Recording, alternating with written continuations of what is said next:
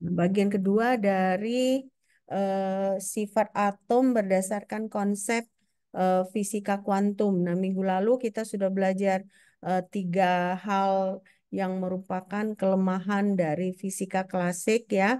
Em, eh, Seperti apa namanya, temperatur ya, makin tinggi temperatur berbeda warna yang dipancarkan, spektrum ya, dan juga eh, apa, elek fotolistrik, efek fotolistrik ya. Nah, sekarang kita masuk ke efek fotolistrik. Nah, jadi kenapa kita mau mempelajari efek fotolistrik? Karena berbagai macam teknologi modern ini memakai memakai konsep efek fotolistrik. Nah, contohnya ada pembuka pintu otomatis. Jadi kalau misalnya kita kita tinggal di daerah maju, di negara maju. Kalau di Medan saya belum ada lihat ya sejauh ini, tapi sewaktu saya tinggal di Amerika gitu ya, eh, jadi kalau kita punya garasi gitu, kita cukup ada remote dari mobil gitu ya. Nah, jadi rumah kita itu, garasi rumah itu bisa terbuka sendiri. Nah, sehingga kita bisa masuk, lalu kita tinggal pencet, lalu tutup lagi sendiri. Nah, jadi itu eh, pembuka pintu otomatis itu merupakan efek fotolistrik. Atau mungkin kalau kita misalnya ke mall gitu ya, ke mall, kalau kita dekat gitu kan kayak ada misalnya sensor gitu ya.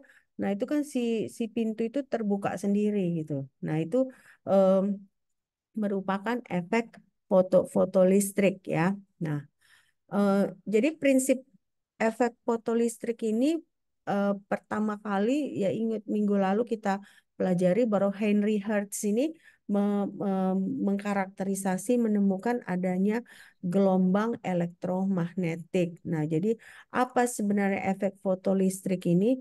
Efek fotolistrik ini maksudnya ketika misalnya ada suatu permukaan logam kita radiasikan dengan suatu energi dengan panjang gelombang tertentu, elektron pada logam tersebut akan keluar dari permukaan logam tersebut ya. Nah, itulah yang kita sebut sebagai efek fotolistrik. Jadi di sini kata kuncinya ada radiasi ya.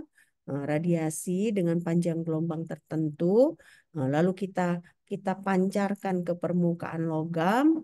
Nah, sehingga di permukaan logam itu ada elektron. Nah, elektronnya akan keluar dari si logam tersebut ya.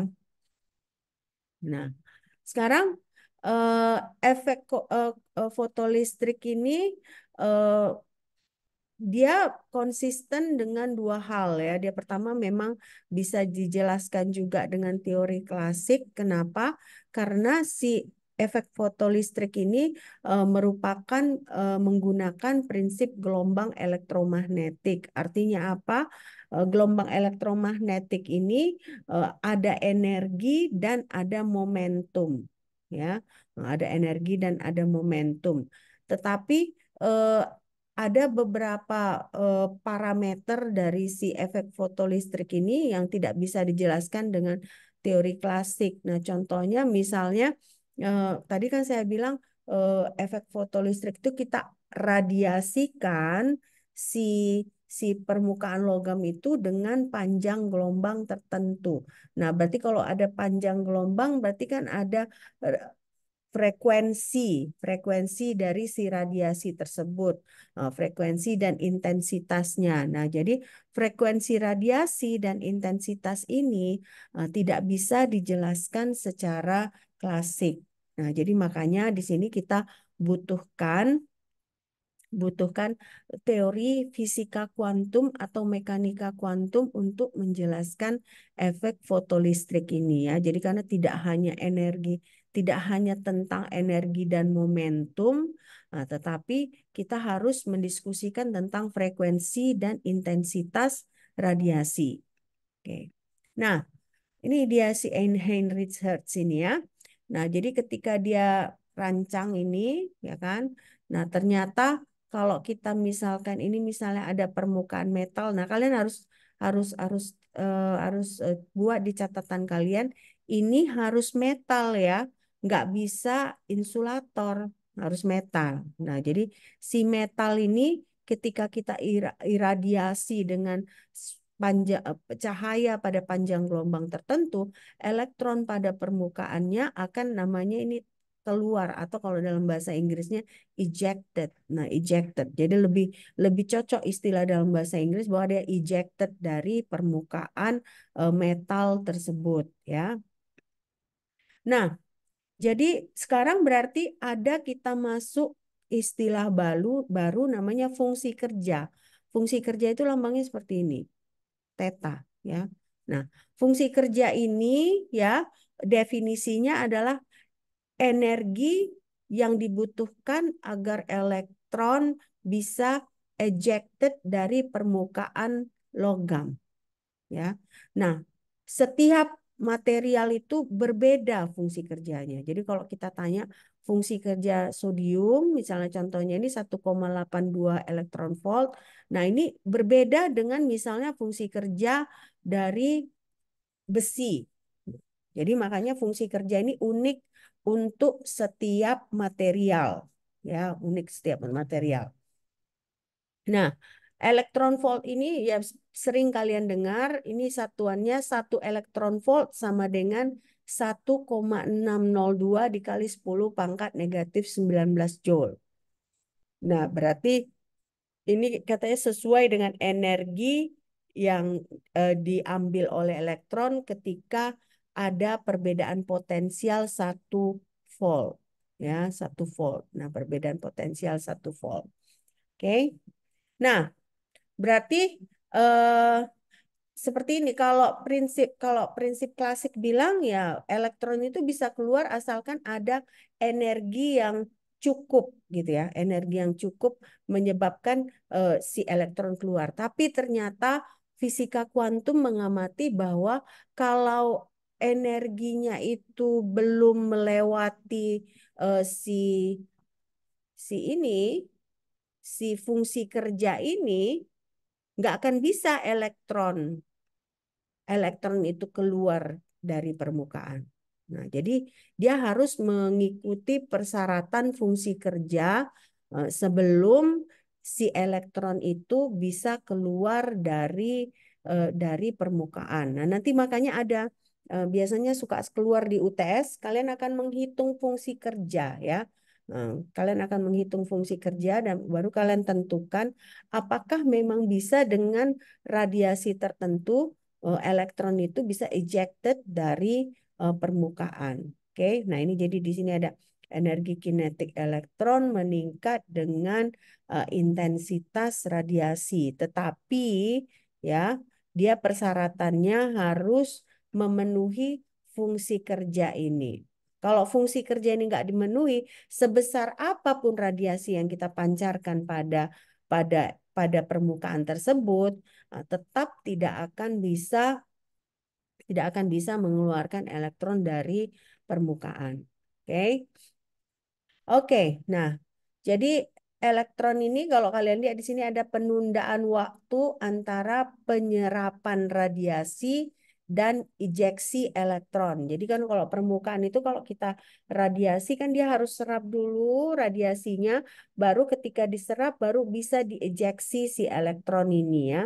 Nah, tapi faktanya itu berbeda. Kenapa? Karena tadi memang harus fungsi kerja itu harus dipenuhi dulu sebelum elektron bisa terejeksi dari permukaan. Oke. Nah, nah ini dia fisika kuantumnya bahwa tidak ada elektron yang dapat dikeluarkan kecuali frekuensinya melebihi fungsi kerja. Nah, nilai ambang batas ini itulah fungsi kerja tersebut. Nah, jadi tidak peduli sebesar apapun intensitas radiasi, kalau frekuensi dari radiasinya itu tidak memenuhi, tidak melebihi si fungsi kerja dari si material tersebut, elektron tidak akan bisa terejeksi. Ya.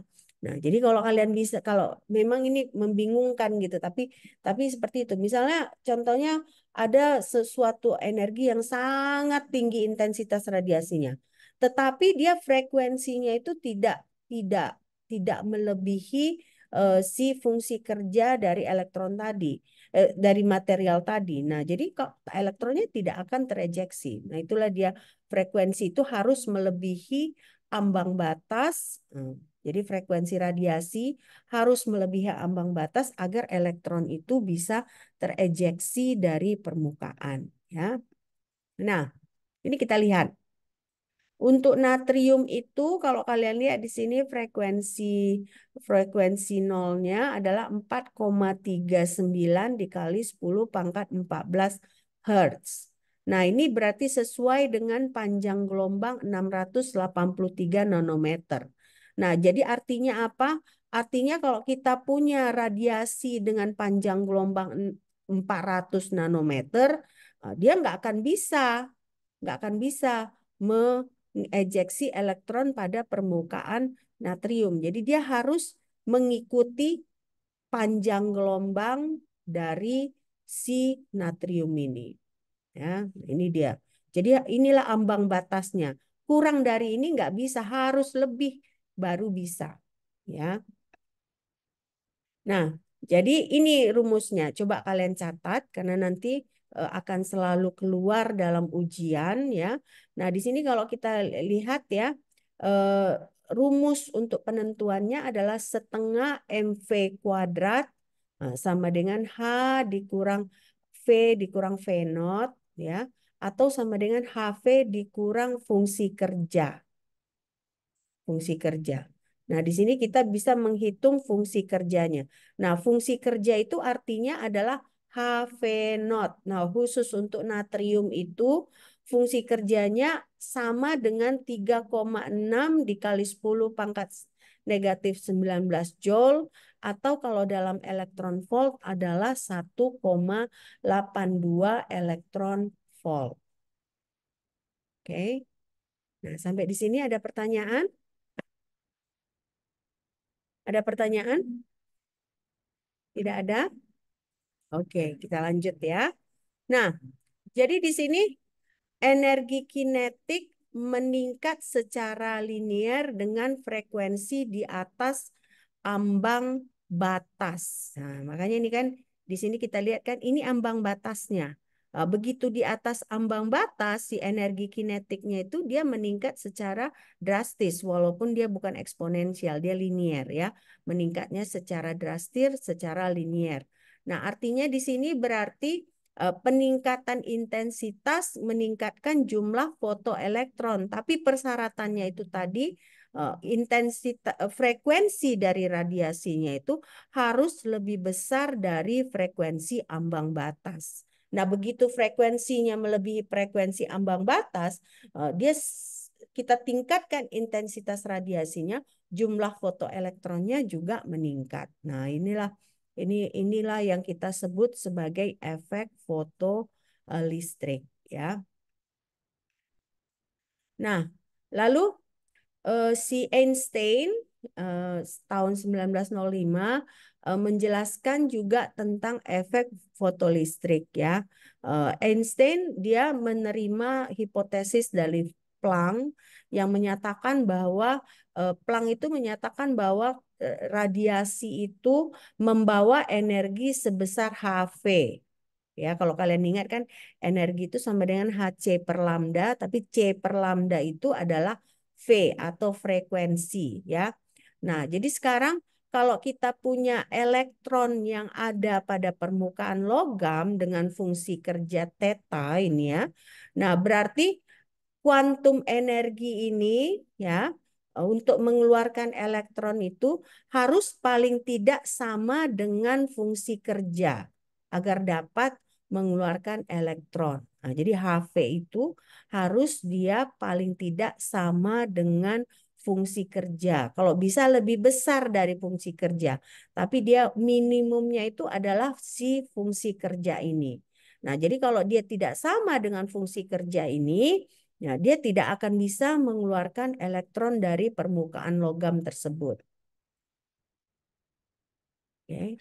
Nah, sekarang jadi berarti eh, tentunya kalau sudah dipenuhi si fungsi kerja itu akan ada kelebihan energi. Nah, kelebihan energi ini itu yang kita sebut sebagai partikel terkuantisasi atau foton. Ya, menurut Einstein ya medan radiasi ini sebenarnya terdiri dari partikel terkuantisasi yang bernama foton atau misalnya kalau dulu kan kita sebut kontinum. Nah, jadi sebenarnya ternyata radiasi itu bukan kontinum tapi dia terkuantisasi dan namanya foton. Nah, sekarang si Planck ini nah dia percaya kalau kuanta itu ada. Nah, jadi gabungan antara teori Planck dengan Einstein ini, ya kan? Nah, ini yang menyebabkan efek fotolistrik ini semakin dipakai. Bahkan kalau kalian tadi di awal awal perkuliahan saya sebutkan bahwa ya akhirnya ada aplikasi-aplikasi dari aplikasi-aplikasi dari industri yang memakai efek fotolistrik. Nah, kan kemarin saya jelaskan di awal pertemuan ya, hampir hampir seberapa persen dari GDP-nya pemasukan Amerika itu berdasarkan ilmu mekanika kuantum. Ya, jadi banyak industri-industri di Amerika itu mereka memakai efek prinsip-prinsip mekanika kuantum sehingga mereka bisa menghasilkan teknologi-teknologi yang canggih gitu ya. Makanya kalau kalau di luar negeri itu apapun kita otomatis. Kenapa? Karena mereka eh, mahal bayar pekerja gitu ya, mahal bayar pekerja. Jadi mereka berpikir bagaimana memakai memakai prinsip-prinsip kuantum ini agar semakin banyak proses-proses otomasi ya. Oke. Nah, sekarang kita masuk ke garis spektrum. Nah, jadi kan minggu lalu kan kita Sabtu lalu kita belajar kan bahwa ada beberapa hal yang gagal gitu yang tidak bisa dijelaskan oleh fisika klasik. Nah, salah satunya adalah efek fotolistrik tersebut ya. Nah, yang berikutnya yang gagal dijelaskan oleh mekanik fisika klasik adalah garis spektrum. Nah, bagaimana garis spektrum ini? Nah, garis spektrum ini menyatakan bahwa setiap atom elemen dia akan mempunyai spektrum yang unik. Nah, spektrum yang unik inilah yang sering dijadikan sebagai dasar spektroskopi ya. Nah, ini contohnya. Kalau kita lihat di sini, nah ini adalah spektrum emisi dari matahari, ya, spektrum emisi dari matahari. Nah, kalian bisa lihat ini ada hitam-hitam ya, garis hitam vertikal ini. Dia ada kontinu di sini kan, dia nggak ada spektrum. Nah, ini kita sebut sebagai garis Fraunhofer. Nah, garis Fraunhofer ini dia merupakan garis yang vertikal dan dia continue, continue. Nah, ini juga kalian lihat kan masing-masing dia ada spesifik eh, panjang gelombang dan frekuensinya. Nah, inilah yang kita sebut sebagai spektrum emisi dari matahari. Nah, dia ini panjangnya 380 nanometer hingga 710 nanometer ya. Nah, Nah, ini gambar yang bawah ini kan matahari, ya kan? Nah, ini adalah spektrum garis emisi dari atom besi. Nah, jadi atom besi itu spesifik dia, seperti ini spektrumnya. Tapi kalau kalian tanya, bagaimana dengan atom hidrogen? Atom hidrogen tidak akan sama dengan ini. Tidak akan sama dengan ini. Nah, jadi artinya apa? Jadi inilah dasar dari spektroskopi berdasarkan spektral garis emisi ini, makanya kita bisa mengamati elemen-elemen dengan menggunakan spektroskopi, ya. Nah, sementara di sini inilah yang eh, apa namanya yang sangat sensitif dengan ribuan garis. Oke. Nah, jadi bagaimana spektrum kontinu ini bisa dihasilkan? Ini bisa dihasilkan kalau kita ada radiasi benda hitam. Nah, artinya bagaimana? Kita kita pancarkan, kita panaskan, ya, atau ada gas pada tekanan tinggi sehingga dia akan mengemisikan radiasi yang spesifik pada material tersebut, ya. Nah, jadi eh, bisa juga spektrum ini gas pada tekanan rendah, ya. Nah, karena ada gas dan panas itu biasanya akan ada eh, tabrakan dengan elektron, ya, sehingga eh, material itu akan menyerap energi tersebut, sehingga akhirnya ada terpancar terpancar radiasi. Nah, radiasinya itu unik unik untuk setiap elemen, ya, unik untuk setiap elemen. Nah, inilah Fraunhofer, ya, ini gambarnya, ya. Fraunhofer ini dia menemukan 600 garis gelap dalam spektrum matahari. Nah, jadi ternyata spektrum matahari ini pun diamati, ya, diamati oleh ilmuwan, ya kan. Nah, dia bisa mengamati. Nah, sekarang itu diketahui berdasarkan Fraunhofer ini garis-garis itu eh, ber- ada karena lapisan luar matahari itu menyerap radiasi-radiasi yang ada daripada luar angkasa. Nah, jadi ini juga ada gas yang dipanaskan hingga pijar, ya. Ini Bunsen, kalian sering pakai Bunsen burner kan di lab, bener nggak? Sering pakai kan?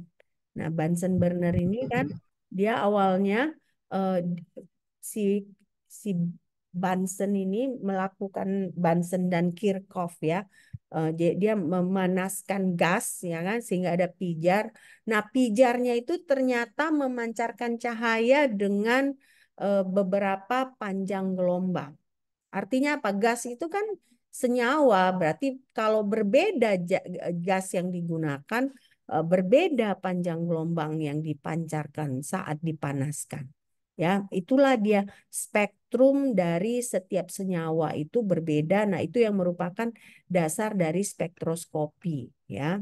Nah, jadi kalau kita misalnya punya gas, ya kan, lalu misalnya kita panaskan, nah lalu si hasil dari pemanasan itu kan mengeluarkan radiasi. Nah, radiasi itu kita analisa pakai spektrofotometer. Nah, akibatnya akan ada beberapa spektrum dengan eh, pita warna yang berbeda. Nah, ini spektrum garis ini itu yang kita sebut sebagai komposisi atom gas. Nah, makanya kalau kalian belajar, nanti nggak tahu apakah kalian dapat mata kuliah spektrofotometri, ya. Nah, spektrofotometri itu sebenarnya adalah alat di mana mereka untuk menganalisa senyawa itu mereka harus menyerap radiasi pada panjang gelombang tertentu, sehingga si materi tersebut secara unik akan mengemisikan panjang gelombang yang unik pada mereka. Sehingga kita bisa mengkarakterisasi. Nah, misalnya contohnya UV vis. UV vis itu tidak sembarangan material yang bisa kita analisa pakai UV vis. Harus material yang mampu menyerap spektrum pada panjang gelombang UV vis. Demikian juga FTIR. FTIR itu misalnya kalau kita punya logam, umumnya logam nggak akan bisa kita analisa pakai FTIR, ya. FTIR itu umumnya kita menganalisa material-material dengan gugus fungsi senyawa organik tertentu. Nah, itulah yang kita sebut sebagai garis spektrum. Nah, jadi garis spektrum itu unik untuk setiap senyawa. Makanya kita bisa mengkarakterisasi senyawa tertentu. Nah, ini garis spektrumnya. Kalau kalian lihat hidrogen itu seperti ini garis spektrumnya. Nah, helium seperti ini. Litium seperti ini. Merkuri seperti ini. Nah, ini jadi kalau kalian lihat setiap metal ini, bukan setiap metal, setiap elemen ini berbeda garis spektrumnya. Antara inilah litium dengan merkuri. Litium dengan merkuri ini kan dua-dua logam. Nah, tapi mereka berbeda garis spektrumnya. Si merkuri ini ada dominan di sini warna kuning. Sementara pada posisi yang sama dengan warna kuning pada litium tidak terdapat gitu ya, tidak terdapat. Nah, jadi artinya memang eh, unik garis spektrum ini untuk setiap material itu adalah unik ya. Oke. Oke. Nah, sekarang berarti kita masuk ke gerakan muatan listrik dalam atom yang dikaitkan dengan emisi radiasi. Nah, ini jadi di sini kita bisa lihat bahwa eh, radiasi itu dia frekuensinya diskrit, bukan kontinum ya. Diskrit, bukan kontinum. Nah, ini terlihat dari ini. Nah, dia kan nggak kontinum ya. Nah, dia diskrit. Oke. Oke. Eh, Sekarang coba kita lakukan latihan ya, latihan sebelum kita lanjutkan ke yang lain ya. Ya.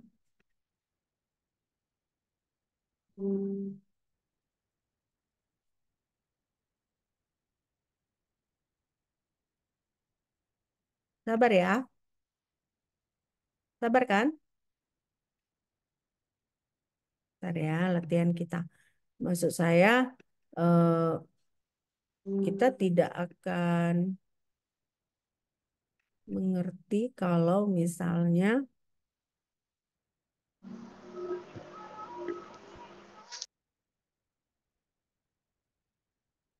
kemarin kita sampai di mana sudah latihan yang pertama kali dulu. eh, Sampai ada berapa soal dulu pertama kali kita latihannya? Ada yang ingat nggak? Hmm? Ada yang ingat nggak? Yang pertama kali dulu itu kita sampai di mana latihannya? Ada yang nyatat nggak? Halo, ada yang nyatat nggak?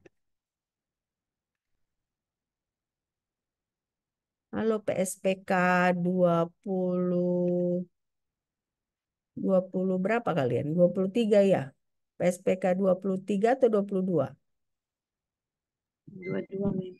Eh, 22, Bu. eh, Sampai di mana waktu itu kita latihan? Ada nggak? Ada yang ingat nggak? Izin, Mem. Terakhir kali latihan yang Mem kasih tentang gelombang dan partikel. Gelombang dan partikel ya. Oke, tapi fungsi kerja belum ya? Fungsi kerja belum kan? Belum, Mem. Seperti Belum ya. Belum ya. Oke, ntar ya. Saya ada banyak latihan, jadi tapi kan saya harus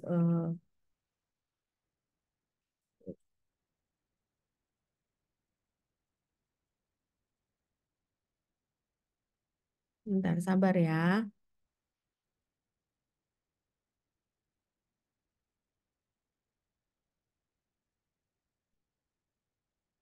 Oke, ini saya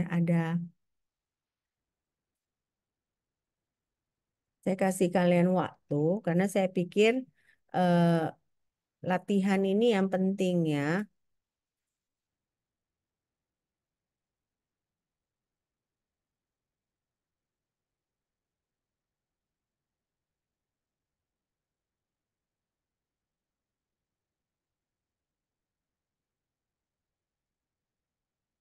Coba kalian kerjakan ini. Ada fungsi kerja logam rubidium adalah 2,09 elektron volt. Nah, hitung energi kinetik dan kecepatan elektron yang dikeluarkan oleh cahaya dengan panjang gelombang 650 nanometer dan 195 nanometer. Nah, kira-kira Dari antara dua ini, yang mana yang bisa mengeluarkan elektron dari rubidium? Coba saya kasih waktu berapa menit? Saya kasih waktu 5, ya.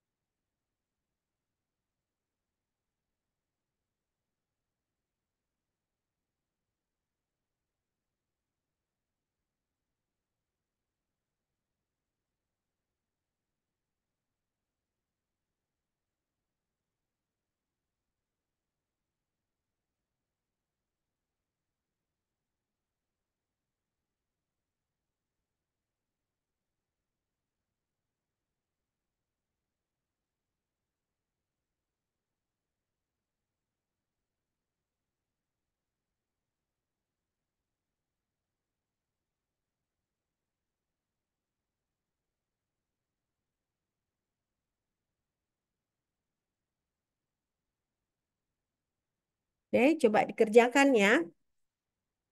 Coba kira-kira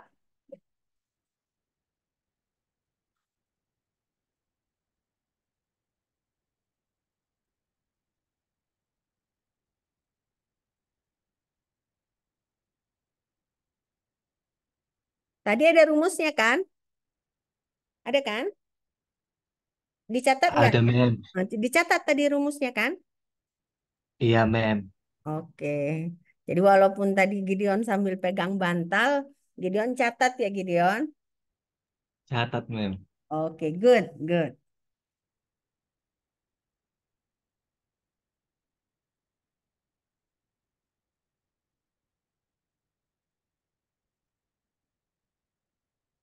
Coba berapa? Berapa dia eh, energi kinetik dan kecepatan elektron yang dikeluarkan oleh cahaya dengan panjang gelombang 650 nanometer dan 195 nanometer. Ya, coba kalian kerjakan, ya kan?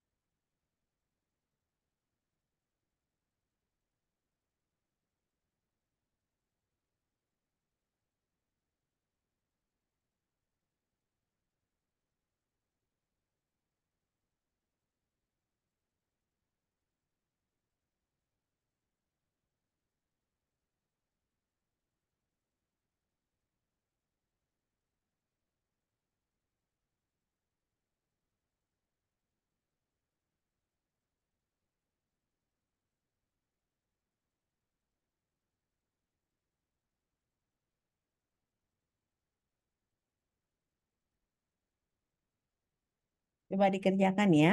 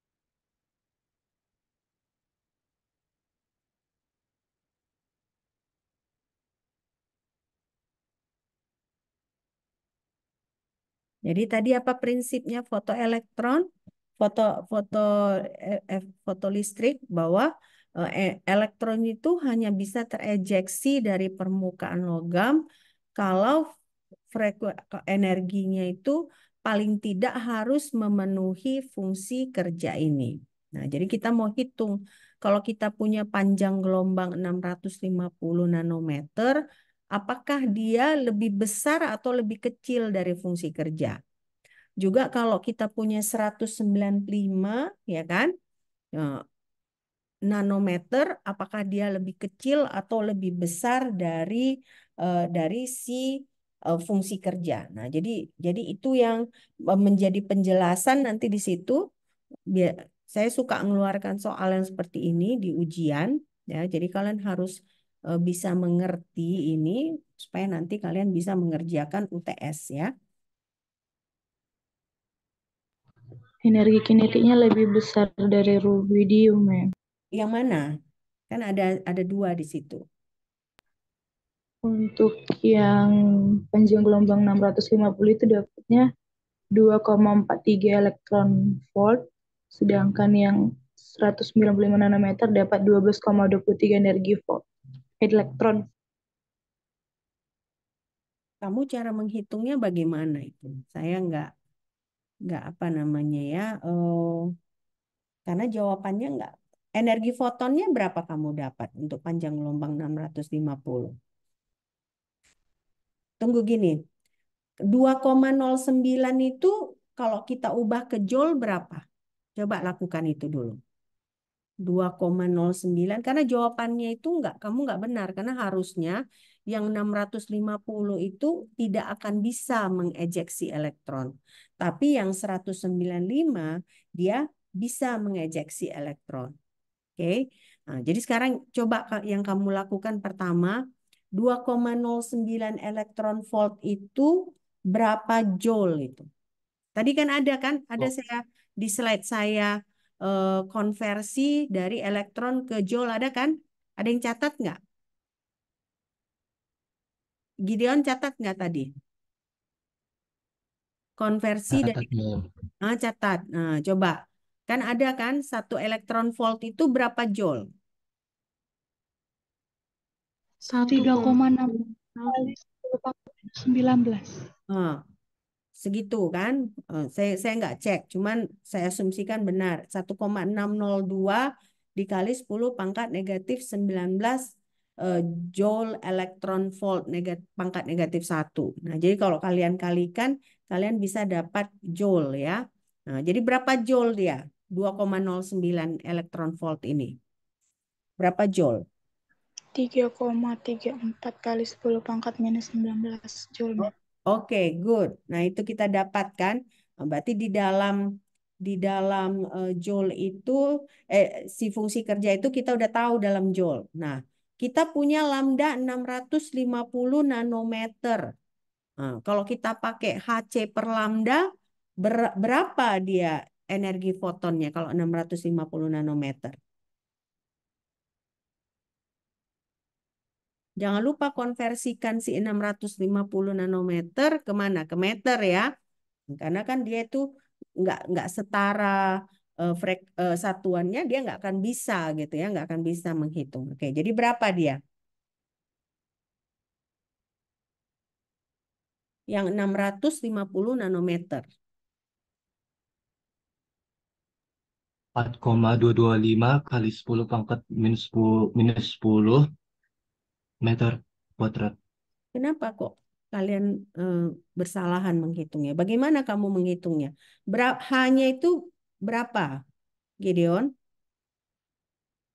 6,626 kali 10 pangkat minus 34, Mem. Oke, C-nya 3 kali 10 pangkat 8. kan 3 kali 10 pangkat 8. 2,9979 kali 10 pangkat 8.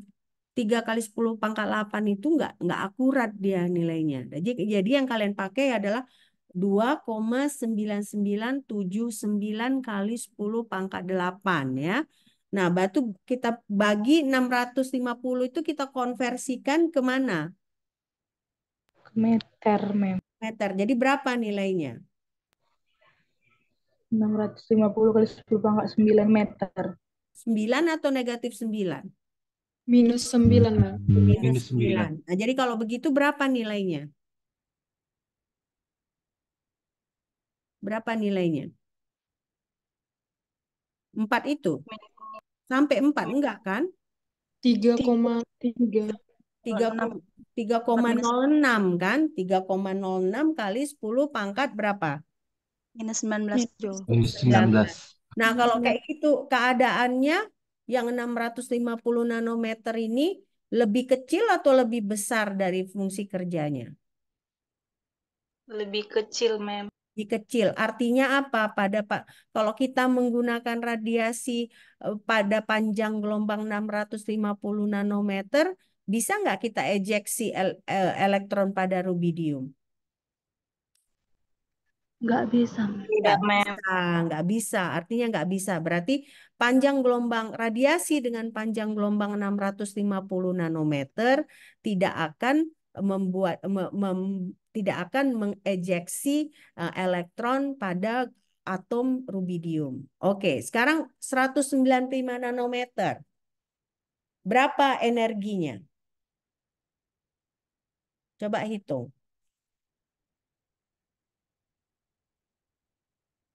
Berapa energinya?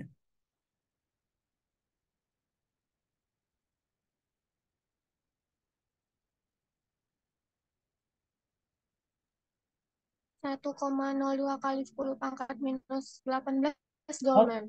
Oke, 1,02 dikali 10 pangkat negatif 18. Oke, 18. negatif Iya, Mem. 18 kan?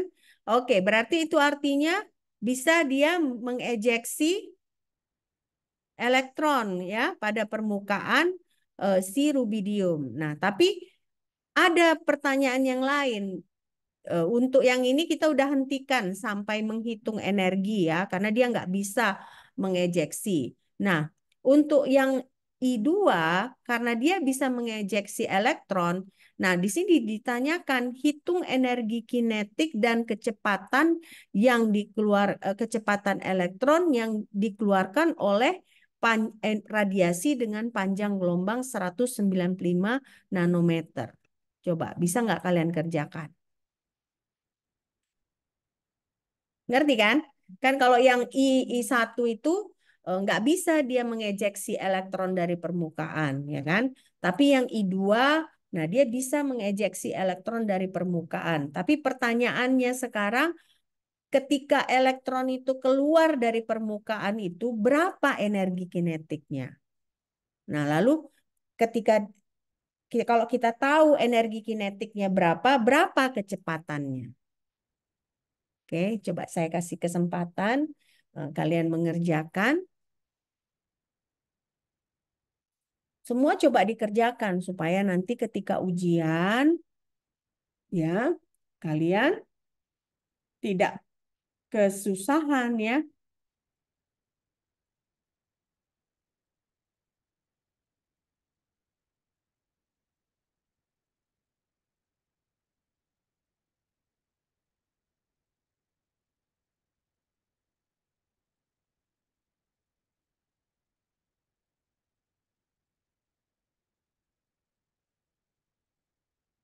Saya kasih waktu berapa? 5 menit ya untuk kalian. eh,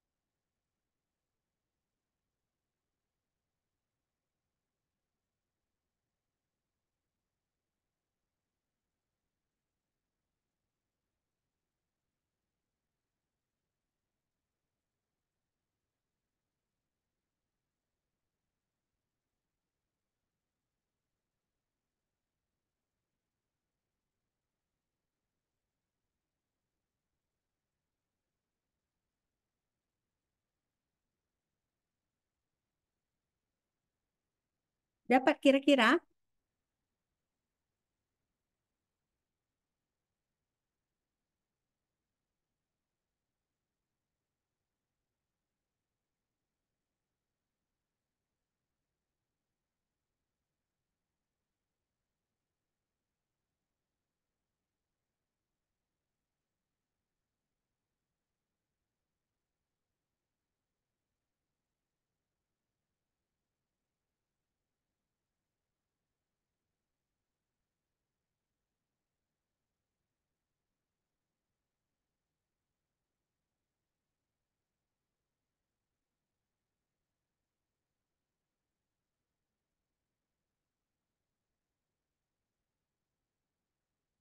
Energi kinetik tadi rumusnya apa?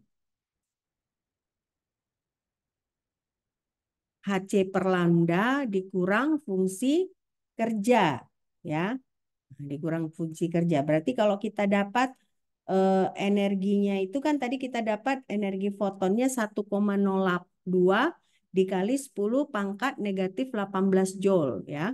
Nah, jadi kalau misalnya kita kurangkan 1,02 dikali 10 pangkat negatif 18 joule, kita kurangkan dengan 3,35 kali 10 pangkat negatif 19, hasilnya berapa?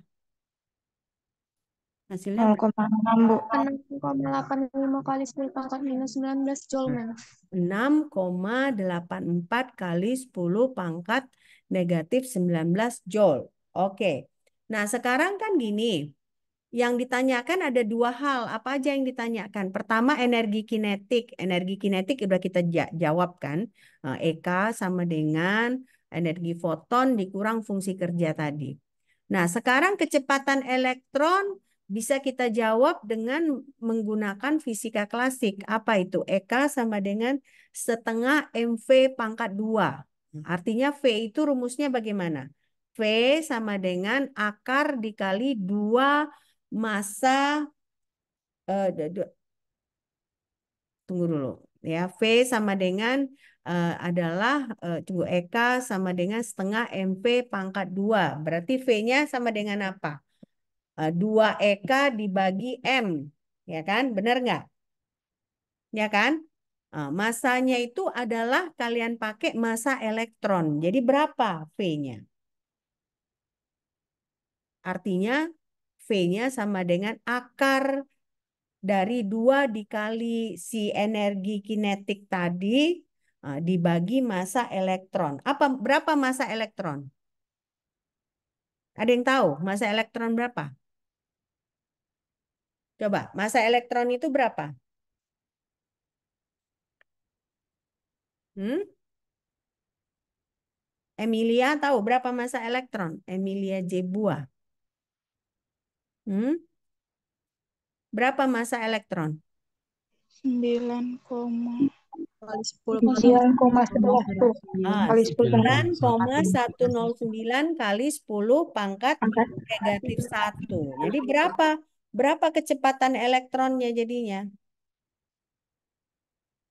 akar sekitar 1,2 kali 10 pangkat 6, Mem. 1,2 dikali 10 pangkat 6. Nah, jadi sudah tahu kan caranya kalian kan? Jadi makanya hati-hati nanti kalian baca soal kan. Pertama ini memang ada 2 radiasi yang perlu kalian tentukan ya. Jadi kalian tentukan dulu energi dari masing-masing radiasi. Kalau dia misalnya tidak bisa mengejeksi elektron seperti yang I, kalian nggak perlu hitung energi kinetik dan kecepatan elektronnya. Tapi kalau yang 109 nanometer ini, 195 nanometer ini, dia kan bisa mengejeksi elektron. Artinya apa? Artinya kita bisa menghitung energi kinetik dari elektron tersebut dan juga kita bisa menghitung kecepatan dari elektron tersebut. Oke. Nah, udah ngerti nih ya? Udah ngerti belum? ngerti Mem. Ngerti ya? Oke, udah ngerti. Satu contoh soal lagi ya. Bisa kan? Bisa Mem.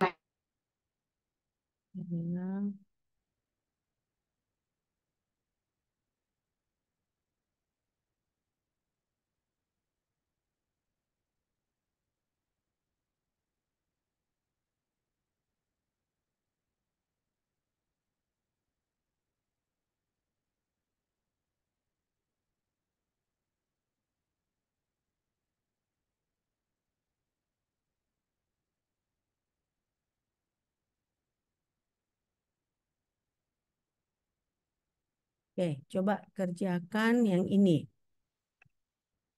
Nah, ini kita punya eh, foton, ya kan? Eh, ditanyakan adalah untuk kecepatan berapa proton eh, yang dari diam kalau kita punya panjang gelombang de Broglie 100 pikometer. Lalu apa perbedaan potensial percepatan yang dibutuhkan? Ya.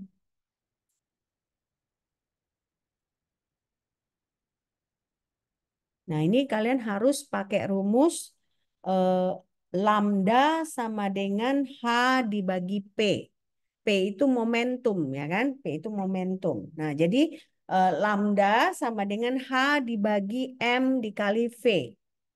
Coba kalian eh, catat. Jadi lambda sama dengan H dibagi P, baru sama dengan H dibagi M dikali V.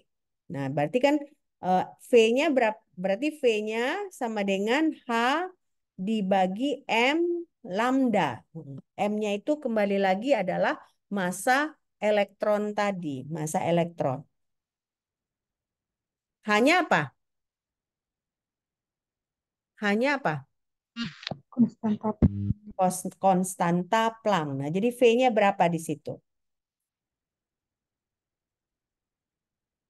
Maaf, Mem, rumusnya bisa diulangi, Mem.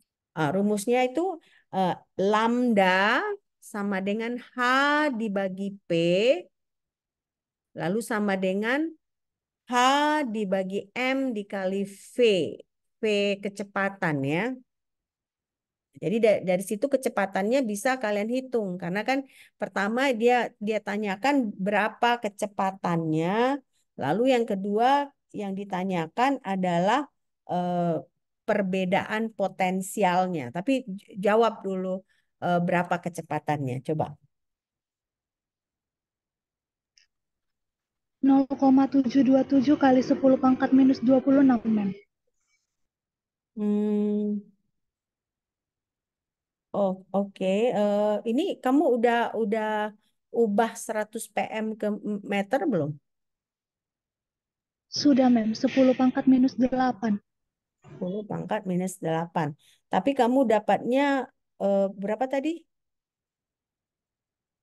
Coba yang bagus. 0,7. Jangan 0,7, buat 7 koma. 7 koma, misalnya 7,27 kamu dapatkan. Nah, kalau begitu coba benarkan dia eksponennya. Berapa? 7,27 7,27 kali 10 pangkat minus 7, Mem. minus 7, bukan 10 pangkat 6. Coba hati-hati kamu menghitungnya. Massa elektronnya berapa kamu buat? 9,109 dikali 10 pangkat minus 31, Mem. Minus 3, pangkat negatif 31 ditambah negatif 31 ditambah negatif 8 aja dia udah negatif 39 ya kan. Kalau di atas ke atas dia kan udah jadi positif pangkatnya. Nah, berarti ada yang salah dengan perhitungan kamu. Ya, masuk akal nggak? Baik, Mem. Nah, coba diulangin. Yang lain ada nggak jawabannya? Yang lain? Yang lain coba juga dihitung ya.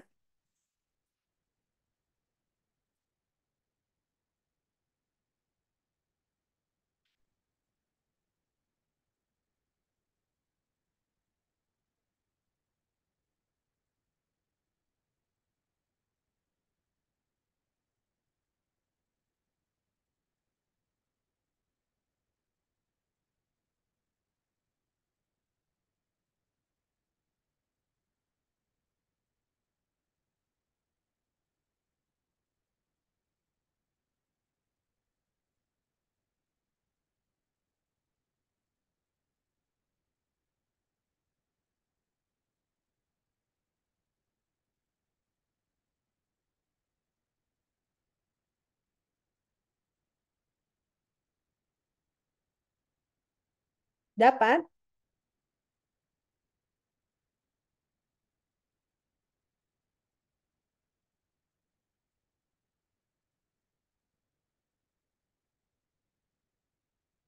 Oke. Nah, saya tunjukkan aja jawabannya ya. Karena saya dikejar waktu. Saya harus rapat ya. Nah, jadi hubungan de Broglie itu kita bisa tulis seperti ini. Lambda sama dengan H dibagi P atau H dibagi MV. Ya. Nah, coba kalian catat. Kalian catat. Nah, lalu berarti kalau kita mau cari V di sini, V sama dengan H dibagi MC dikali lambda. ME ini bukan MC ya, saya salah. ME, massa elektron. Nah, kita dapat V-nya sama dengan 7,27 dikali 10 pangkat 6 meter per second. Oke. Nah, selain itu yang ditanyakan adalah perbedaan potensial. Perbedaan potensial ya. Berarti kita bisa hitung ini dulu energi kinetik ya. Lalu energi kinetik itu adalah sama dengan E itu adalah jumlah elektronnya, lalu dikali E besar. Nah, E besar inilah yang merupakan potensial, perbedaan potensial. Nah, karena itu berarti E ini adalah sama dengan MP MP V pangkat 2 dibagi 2 elektron. Ya. Nah, jadi dapatnya di sini ya kan sama dengan 8,19 dikali 10 pangkat negatif 2. Nah, jadi coba kalian catat rumus-rumusnya ini. Ini angka-angka ini kan berbeda nanti setiap ujian. Yang penting itu adalah kalian mengerti si rumusnya ini, ya kan? Berarti kan rumusnya ini yang lambda sama dengan H dibagi P, sama dengan H dibagi MV merupakan de Broglie, hubungan de Broglie. Lalu kalau kita lihat di sini energi kinetik ini ya kaitannya dengan potensial adalah E dikali potensial. Jadi elektron dikali potensial ya. Potensial, perbedaan potensial E. Oke? Udah jelas kan? Jelas nggak? Jelas, Mem. Jelas ya. Oke, ini udah selesai kalian catat? Atau masih kalian catat? Sudah, Mem. Sudah ya. Hah? Ada yang belum Sudah. selesai? Masih belum. Masih belum. Oke, silakan dicatat sebelum kita akhiri perkuliahan. Oke. Nah, berarti tetap kita Jumat ini masuk lagi ya. Nah, ini kita hari ini mengganti yang kemarin kalian praktikum. Nah, ya, jadi ini kita tetap Jumat kita tetap masih kuliah.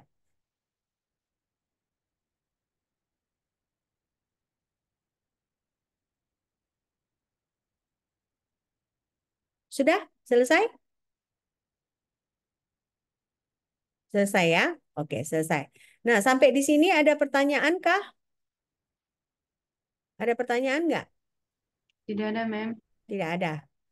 Semuanya sudah jelas, semuanya sudah jelas ya. Oke, nah bagus. Kalau udah jelas, saya senang. Artinya apa? Artinya saya mengajar dengan jelas ya. Oke, saya ambil dulu foto kalian ya.